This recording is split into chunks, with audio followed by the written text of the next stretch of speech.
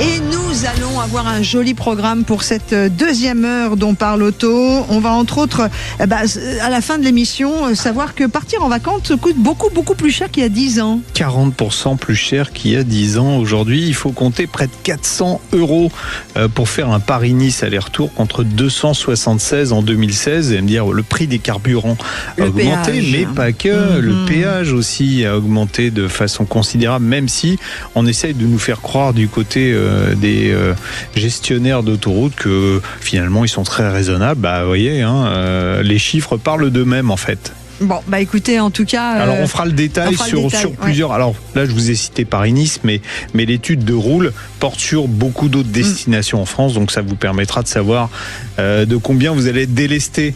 En plus. Roule, R-O-O-L-E, c'est un club d'automobilistes. Alors, on a parlé de l'électrique il y a quelques instants, juste avant le rappel de l'info. Là, on va parler des batteries qui seraient en danger avec la canicule. On va parler des batteries 12 volts. Ouais. Les batteries, oui. Il y a 2 périodes de l'année qu'elles n'aiment pas. L'hiver, parce qu'elles elles ont pas envie de bosser. Vous voyez, les électrons, avec le froid, ils dorment. Alors, donc, il y a beaucoup de voitures qui n'arrivent pas à démarrer à cause de ça. Mais c'est principalement l'été qu'elles prennent une claque dans le museau. Et quand il fait chaud, et ça vous a pas échappé qu'on est à notre 3e période de canicule et que donc là elles ont souffert. Qu'est-ce qu'il faut faire pour aider sa petite batterie? D'accord. Pour lui éviter de mourir cet été. On en parlera en détail, ce sera vers 11h27. Juste avant, c'est notre ami Lionel Robert, qui est organisateur des Automobile Awards, qui viendra de nous parler d'un prix Sud Radio. Exactement, le prix Good Deal. Bon plan, quoi. Ouais, exactement, le bon plan. C'est... Grosso modo, c'était la trajectoire depuis le début de cette nouvelle saison, puisque les essais, j'ai volontairement limité le tarif des véhicules qu'on essaye à 50 000 €. C'est déjà beaucoup, je trouve, mais il y a encore plein d'autres voitures qui sont au-dessus de ces tarifs-là. Il y a eu une exception, c'est le BMW X3, parce que on testait de la technologie. Quand il y a vraiment de la technologie qui va se démocratiser, là, j'accepte qu'il y ait des véhicules un peu plus chers, mais c'est en parfaite adéquation avec la politique de Sud Radio. On parle vrai et on parle tarif vrai également. Voilà. Merci beaucoup. Allez, et puis tout de suite, on file sur le Tour de France, mais on sera bien accompagné, bien chaussé, parce que ça tient la route de faire le Tour de France avec Continental. Le syndicat du pneu, les spécialistes du pneu au service de votre sécurité sur la route, présente Sud Radio, on parle auto, parlons pneus. Parlons bien. Et on accueille Véronique Giraud, qui est la directrice générale de la société de la grande maison de pneus Continental. Bonjour. Bonjour. Bonjour Véronique. Et puis nous avons aussi Manzon Traoré, qui est responsable des ventes et l'expert des cycles Continental spécial vélo. Bonjour Manzon. Bonjour à tous. Alors on va commencer avec Véronique. Véronique, depuis combien de temps un des partenaires principaux, depuis combien de temps Continental est partenaire du Tour de France? Alors partenaire extrêmement de la victoire d'étape surtout. Ouais. Oui, on est partenaire majeur depuis 2018, donc avec, bien sûr, pour nous c'était une évidence parce que c'est des valeurs communes entre Continental et le Tour de France, la performance, la sécurité, l'innovation et le dépassement de soi. Et en ce qui concerne la partie vainqueur d'étape, ça par contre c'est depuis 2019, donc on remet une médaille emblématique à chaque vainqueur d'étape. Et cette année, on a un très beau partenariat avec la Monnaie de Paris, qui a développé un produit vraiment exceptionnel, le savoir-faire français et vraiment l'excellence pour l'excellence sur la route et récompenser les vainqueurs d'étape. Ouais, on a eu la chance, alors vous ne pouviez pas venir être avec nous, vous ne pouviez pas être là, donc c'est moi qui ai représenté l'émission, mais on avait été invité à la Monnaie de Paris pour voir le travail de toute cette équipe qui fait les médailles, quelles qu'elles soient, mais particulièrement celle-ci. Vous en avez récupéré, j'espère. En photo. En photo, je les ai mises, je n'arrête pas parce que vous le savez, j'ai eu la chance d'aller grâce à Continental sur le Tour de France jeudi, je me suis régalé. Alors, on pourrait se poser la question, se dire, tiens, Continental, on est habitué aux pneus de voiture, mais sans pneus, il n'y a pas de Tour de France, parce que les voitures suiveuses, les motos, les vélos, vous équipez tout ça en fait. Exactement, on est on va dire un partenaire sécurité du Tour de France, et comme vous le savez, vous êtes bien placé. Le pneumatique, c'est le seul contact que les véhicules vont avoir au sol, donc extrêmement important. Donc on équipe tous les véhicules d'organisation, on équipe aussi les motos qui vont accompagner, qui font un travail d'exceptionnel, notamment sur la partie image, et bien sûr des équipes. On a 6 équipes qui sont équipées de pneus Patic Continental et avec aussi notre ambassadeur Tadej Pogačar, par exemple, qui est qui se débrouille pas mal, maillot jaune. Et regardez, j'ai fait quelques images. Alors la voiture Continental, pour ceux qui sont sur la page Facebook avec nous, c'est pas monté. Je vous les livre telles quelles. J'ai pas eu le temps de les monter, mais voilà, moi j'avais un pilote extraordinaire qui est Murillo Fischer, qui est un ancien cycliste de haut niveau. Regarde là, on voit les pneus des équipes que je suis allé voir sur le paddock le matin.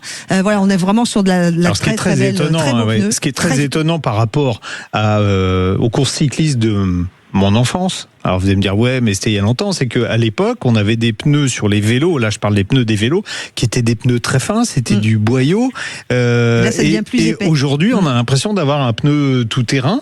On va peut-être demander à Manzon, parce que c'est un peu plus lui le spécialiste technique. Comment on développe un pneu vélo. Bonjour Manzon. Bonjour. Bonjour. Bon, comment on peut expliquer aujourd'hui que les pneus paraissent beaucoup plus gros qu'autrefois, alors que intellectuellement on se dit plus il va être fin, moins il y aura de résistance au roulement. C'est quoi la différence ? Oui, tout à fait. En fait, il y a eu les principales innovations dans le monde du vélo, notamment dans la fabrication des cadres de vélo qui sont de plus en plus rigides. Aujourd'hui, le carbone apporte aux cyclistes, que ce soit amateur ou professionnel, un excellent rendement. Mais par contre, en termes de confort, le corps humain a quand même besoin d'un élément qui puisse filtrer toutes les vibrations de la route. Et rien de mieux que le pneu de vélo qui, par son volume, en fait surface, va permettre d'absorber, filtrer un peu plus justement toutes les aspérités de la route. Alors, donc c'est pour ça qu'aujourd'hui on retrouve effectivement des pneus de plus en plus larges par rapport à nos cyclistes d'antan, comme Hinault ou autres, mais c'est vraiment lié à l'évolution du matériel. Oui, alors moi qui suis l'émission, cette excellente émission qui s'appelle On parle auto sur Sud Radio, avec une rubrique qui s'appelle Parlons pneus, parlons bien. La seule rubrique au monde. J'ai appris que quand un pneu se déforme, il s'échauffe et c'est là qu'il use de l'énergie. Donc vous nous dites on a des pneus qui sont plus hauts, plus larges et qui se déforment plus pour absorber les vibrations. Donc ils nécessitent plus d'énergie pour faire avancer le vélo, non ? Oui, on pourrait se dire ça, mais encore une fois, c'est vrai que le cadre de vélo aujourd'hui a extrêmement progressé. On parle beaucoup de gains marginaux dans la communauté cycliste. C'est qu'aujourd'hui, tous les composants, jusqu'au pédalier qui aujourd'hui est en carbone, toutes ces petites pièces apportent effectivement un rendement supérieur par rapport à l'époque. Et le pneu aussi a évolué, c'est-à-dire qu'avant on mettait des chambres à air, et aujourd'hui la principale évolution est la venue du tubeless. La plupart des cyclistes professionnels aujourd'hui utilisent des pneus tubeless. Donc des pneus tubeless, pour rappel, c'est des pneus qui n'ont pas de chambre à air. Donc qui permet encore une fois de gagner en poids et en même temps d'avoir un comportement sur la route par la construction de la carcasse qui va permettre justement de moins s'échauffer, comme vous mentionnez, et surtout de s'adapter au profil de la route. Profil de la route qui a beaucoup changé cette année, avec un Tour de France qui a été marqué par des canicules exceptionnelles. On le dit pas assez, mais les cyclistes souffrent énormément, les organismes en prennent plein la tête, et les vélos, ils ont roulé sur des routes qui ont fondu. Moi, j'ai eu l'occasion d'en parler avec certains des coureurs. Il y a eu des étapes où c'était compliqué. Comment le pneu réagit à ce rapport température quand la route dépasse des températures qui la fait fondre ? Oui, alors c'est vrai que nous on travaille effectivement pour continuer à améliorer la qualité produit et la performance, sans oublier la sécurité. Aujourd'hui, le goudron est un phénomène nouveau. Ceci étant, nos pneus aujourd'hui résistent assez bien. Ils évitent justement de récupérer toutes les saletés entre guillemets qui pourraient créer aussi des perforations, des crevaisons. Donc nous, on travaille par nos carcasses, par nos qualités de gomme pour justement s'adapter à toutes ces évolutions, que ce soit l'évolution des goudrons et justement des routes en France et ailleurs. Ouais. Alors comme en Formule 1, il y a différents types de pneus. Vous avez des pneus pour les contre-la-montre, et des pneus, ça se rapproche quoi. C'est du pneu sur mesure presque. Oui, tout à fait. Alors nous, chez Continental, on a notre pneu emblématique qui est le Grand Prix 5000. Le Grand Prix 5000, en fait, on le décline en 3 versions. On a une version, effectivement, qu'on va appeler TT, comme Time Trial, ou donc en gros contre la montre. Hein. C'est un pneu qui est allégé en poids, sur lequel on va vraiment travailler les qualités de gomme pour apporter un maximum de grip. Parce que, voilà, encore une fois, un pilote, un athlète est sur une épreuve de contre-la-montre, il va plutôt privilégier la confiance pour prendre des risques. Et rien de mieux que le grip pour lui donner ce sentiment de confiance. On a ensuite une deuxième version qui est notre version S, qui est le pneu le plus vendu aujourd'hui dans la communauté des cyclistes professionnels et amateurs, qui est le bon rapport justement entre un excellent grip et en même temps une excellente résistance à la crevaison. Et ensuite, on a une dernière version qui est le All Season, comme toutes les saisons. Voilà, 4 saisons. Voilà, donc là, effectivement, qui va permettre d'apporter une solution aux pratiquants qui roulent toute l'année, peu importe la météo.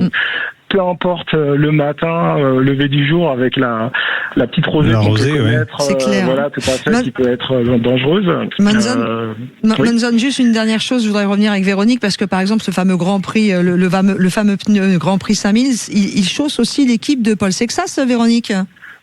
Oui, tout à fait. On a 6 équipes, je le disais précédemment, qui sont équipées, et donc notamment celle Décathlon CMA CGR avec notre nouvel espoir français, Paul Sexas. Ouais. Véronique, est-ce que le fait d'être partenaire comme ça du Tour de France, vous voyez des retombées en termes commerciaux derrière ? Bien sûr, c'est vraiment extrêmement important sur la visibilité de la marque. Hein. Vous voyez, on a en plus la chance d'avoir une couleur qui passe très bien à la télé. Ouais. Donc c'est vraiment une très belle visibilité pour notre marque. C'est prouvé, en tout cas. Prouvé par l'exemple, hein, les performances de nos produits, que ce soit sur le vélo bien sûr, mais aussi sur les autres véhicules. Et pour nous, c'est vraiment la preuve de la sécurité, de la performance et de la maîtrise surtout, quelles que soient les conditions. On l'a vu, c'est le Tour de France et beaucoup de montagnes cette année. On l'a vu, vous en aviez parlé, c'est beaucoup de chaleur, donc des routes qui souffrent. Hein, donc c'est une vitrine exceptionnelle, et on a la chance d'avoir avec le Tour de France un événement majeur sportif mondial, gratuit, ça faut le noter, c'est le plus grand événement gratuit en France. Et c'est des millions de personnes qui sont sur les bords de la route, et c'est surtout un événement qui fait rayonner la qualité, la France, une vitrine de la France d'un point de vue mondial. Et donc on a des clients, des amateurs de vélo en Chine, en Australie, continent américain, qui vont regarder le Tour de France et qui vont voir notre marque et qui vont voir la performance des athlètes sur nos produits. Donc c'est une plateforme exceptionnelle. Oui, vous êtes confiant pour le résultat final, j'imagine. Pogacar est quand même bien placé, et comme Paul Sexas est 6e, je crois, au classement général. Et puis il n'y a pas que eux deux, puisqu'il y a en tout 6 équipes. Merci à vous deux, et merci à toute l'équipe Continentale de m'avoir permis de découvrir le côté pneu, côté Tour de France, puisque je suis allée. La prochaine fois, il faudra faire une étape à vélo mais une étape je de m'entraîne. montagne. Non, je pourrais faire. Il est gentil. Non, mais je suis allée tâter du pneu, j'ai regardé tout, je les ai vus partout. C'était incroyable de voir. Une étape de montagne dans le sens de la descente. Hein. Mais à un moment, la montagne, ça monte et ça descend quand même. Merci à vous, Véronique Giraud, DG, directrice générale de Continental. Merci pour cette journée extraordinaire et pour la qualité des pneus partout. Et Manzon Traoré, responsable des ventes cycles de Continental. On vous souhaite un bon week-end et une bonne fin, puisqu'il reste encore 10 jours pour le Tour de France. Ça se termine que dimanche 26 prochain. Allez, après le vélo,